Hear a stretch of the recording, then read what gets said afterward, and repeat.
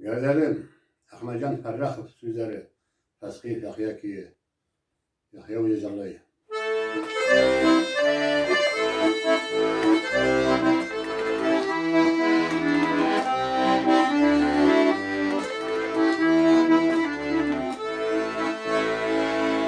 Doğaysam doğan gerdelerine, düşer zorlarına. Çiğitte yürüyen şaklarında, silgine uylarında. Dederim yatak gülleri, aldırı zalim zarlarım. Sille dolup üstleri bittikleri olmadılar. Dederim yatak gülleri, aldırı zalim zarlarım. Sille dolup üstleri bittikleri olmadılar.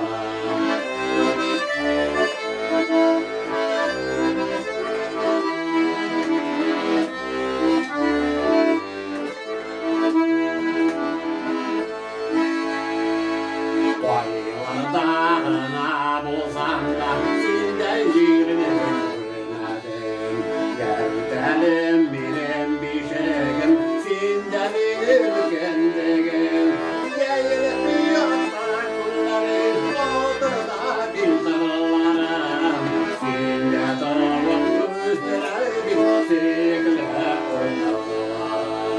Gelip yatak kulları, oldu da bir sarılarım. Sikle o kızlarım.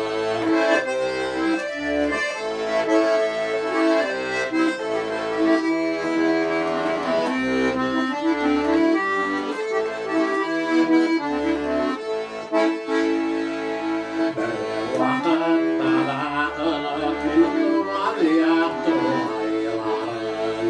Şunlar bakırı sanıp aydan dostların dumanların.